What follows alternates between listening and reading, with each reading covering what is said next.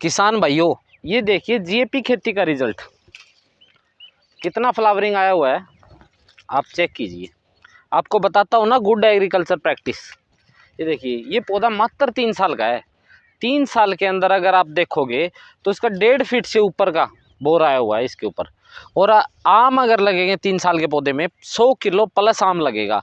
इसीलिए बोलता हूँ कि जीएपी खेती को अपनाओ, जहाँ पे आपका कोई लॉस होने का चांस ही नहीं होगा। नमस्कार किसान भाइयों, आपका दोस्त देशराज मंढाण। आज हम बात करने वाले हैं, पार्ट 3 है हमारा जीएपी खेती का, क्योंकि अभी इसके ऊपर बोर आया हुआ है। तो इसके बारे में आपको बता देता हूँ। ये आम का पौधा 3 साल का है, अमरपाली वैरायटी है। और इसके अंदर क्या कुछ किया गया है, नीचे देखोगे तो देखिए दूब खड़ी है। किसान भाई क्या करते, बोलते दूब खत्म हो जाए ना तो फसल ज़्यादा हो जाएगी। अब इसके अंदर देखिए नीचे तक दबा के दूब खड़ी है, कोई कमी है? घास है। और इसके ऊपर फ्लावरिंग देखिए, ऊपर से लेके नीचे तक ज़बरदस्त फ्लावरिंग आई हुई है। 1.5 से 2 फीट तक फ्लावरिंग है इस पौधे की 3 साल के अंदर। लगाया कितना बड़ा था ये पौधा, मात्र इतना बड़ा लगाया था। 1 साल तक पौधा कम ग्रोथ में रहता है हमेशा, जब तक एक चौमासा ना निकले, मानसून ना निकले ऊपर से। उसके बाद में इसकी ग्रोथ देखिए ज़बरदस्त है। लगभग ये पौधा 3 साल प्लस का है। 4 साल, इसको 3 साल ही बोल रहा हूँ मैं, आप 4 साल भी मान सकते हो, लेकिन 4 साल से ऊपर नहीं है ये पौधा। ठीक है किसान भाइयों, इसके अंदर क्या क्या काम किया गया है, पहली वीडियो में मैंने आपको बताया था। जीएपी खेती का पहला रूल ये है कि आपको हर्बिसाइड यूज करना बंद करना पड़ेगा। वहाँ पे खरपतवार नाशक अपने खेत में बिल्कुल छिड़कना बंद कर दीजिए, क्योंकि खरपतवार नाशक आपकी ज़मीन को हर इसे यूरिया डीएपी से भी ज़्यादा नुकसान करता है किसान भाइयों। अब दूसरा बताया था मैंने, जीएपी खेती के अंदर क्या करना पड़ता है। दूसरा आपको ये तरीका बताया था कि आपको पहला रूल है वो वेस्ट डिकम्पोजर यूज़ करना है अपने खेत में। उसके साथ में आप वर्मी कंपोस्ट बना सकते हो, क्योंकि किसान होता है वो पशु रखता है और वेस्ट डिकम्पोजर यूज करेगा। साथ में अपना वर्मी कंपोस्ट का छोटा यूनिट लगा सकता है, कोई 1000-1500 में स्टार्ट हो जाता है छोटा यूनिट, ज़्यादा खर्चा नहीं आता। उस खाद को आप यूज़ करोगे, वर्मी कंपोस्ट बना के उस खाद के अंदर अगर आप वेस्ट डिकम्पोजर डाल के उसको मल्टीप्लाई करके डालते हो तो रिजल्ट आपके सामने है, देख लीजिए। 1 साल के अंदर एक ही काम करो, उसके बाद में कोई दिक्कत नहीं आने वाली आपके प्लांट में।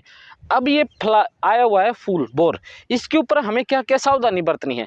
पहली बात, इसके अंदर ज़्यादा पानी नहीं देना है, सूखी ज़मीन होनी चाहिए थोड़ी। और उसके एकदम से पानी भरना भी नहीं है और एकदम से सूखा भी नहीं होना चाहिए। इसके अंदर बिल्कुल नॉर्मल पानी दो आप, थोड़ा थोड़ा। फिर क्या होगा, ये यहाँ पे फ्रूट सेटिंग स्टार्ट हो जाएगी। अगर यहाँ पे काला काला हो जाता है कहीं, ये जो है ना, इसके अंदर क्या होता है, मेल और फीमेल फ्लावरिंग एक साथ होती है, तो आधे फ्लावर होते हैं वो मेल होते हैं, वो गिर जाएंगे। उसकी चिंता करने की आपको ज़रूरत नहीं है।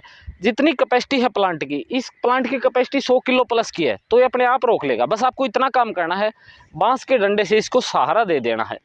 अगर आप ये काम करोगे, उसके बाद में इसके ऊपर आपको क्या करना है, एक फंगिसाइड लेना है। चाहे आप ऑर्गेनिक में लीजिए, चाहे आप पेस्टिसाइड में लीजिए। जीएपी खेती का यही रूल होता है, आसानी से उपलब्ध आप बना सको वही फंगिसाइड आप लीजिए, वही चीज़ आपको फ़ायदा करे वही लीजिए।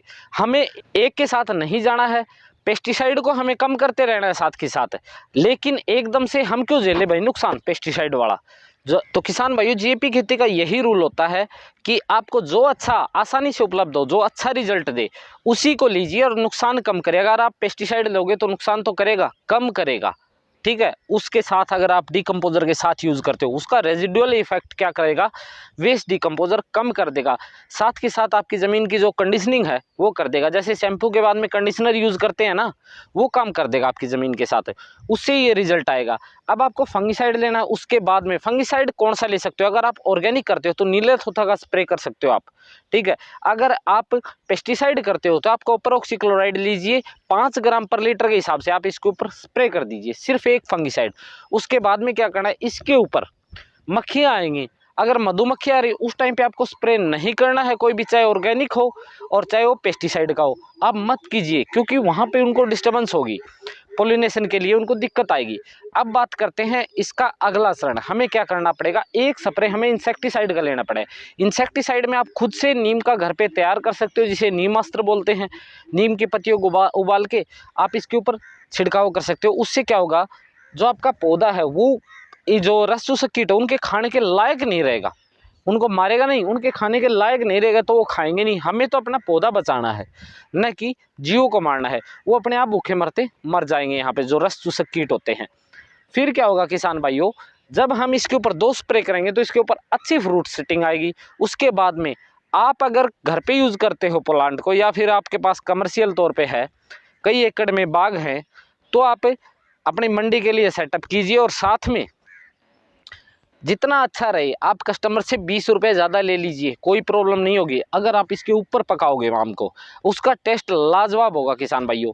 जीएपी खेती की बदौलत है। ये पार्ट तीसरा है। मैं आपको हर आगे कई पार्ट बनाऊंगा इस खेती के बारे में, आपको क्या क्या यूज़ करना है। ये देख लीजिए, टिब्बे हैं हमारे यहाँ पे, भिवानी डिस्ट्रिक्ट है, राजस्थान के टच में है, जहाँ पे रेतीली मिट्टी के अंदर फ्लावरिंग देखिए आप। सिर्फ उसकी बदौलत अपनी प्रैक्टिसेस को सही कीजिए। एक बार कोई किसान पेस्टिसाइड यूज़ करता है, अंधाधुंध पेस्टिसाइड करता रहता है। अब फ़ोन आते हैं मेरे पास कई बार किसानों के, भाई फ्लावरिंग आ गया, क्या करूं, क्या डालूं। डालने की क्या जरूरत है, जब तक पौधे में प्रॉब्लम ना हो क्यों डालते हो आप। अगर आपका प्लांट हेल्दी है तो आपको डालने की जरूरत नहीं है, वो झेल जाएगा अगर थोड़ी बहुत दिक्कत होगी। अगर आपका प्लांट हेल्दी नहीं है तो उसको ज़मीन को हेल्दी कीजिए ना आप, गुड एग्रीकल्चर प्रैक्टिस के साथ। ये मैंने आपको तीसरा पार्ट बताया किसान भाइयों। अगर आप अच्छा दोगे खाने के लिए कस्टमर को, तो कस्टमर सेटिस्फेक्शन और कस्टमर का ट्रस्ट आपके प्रति बिल्ड हो जाएगा। फिर सबसे बड़ी प्रॉब्लम होती है, किसान पैदा तो कर लेता है, बेच नहीं सकता। अगर आप ग्राहक का विश्वास जीत पाए तो आपको बेचने की दिक्कत कभी नहीं आएगी। इसके साथ साथ आप एक काम कीजिए, जो भी आपके ग्राहक हैं, अगर आप बागवानी करते हो, सब्जी करते हो, ऑर्गेनिक गेहूँ लगाते हो, उनको अपने फार्म की विजिट करवाया करिए। महीने में, हफ्ते में, जब भी आपको टाइम मिले एक विजिट करवा दोगे ना, तो आपको दिक्कत नहीं आने वाली कहीं पर भी अपना सामान सेल करने के लिए। जब तक किसान खुद सेल्समैन नहीं बनेगा तब तक घाटे का सौदा रहेगा। ये था पार्ट 3। तो किसान भाइयों, ये जानकारी आपको कैसे लगी आप ज़रूर बताइए। और आगे हम लगातार पार्ट बनाने वाले हैं, जीएपी खेती कम से कम 50 पार्ट बनेंगे।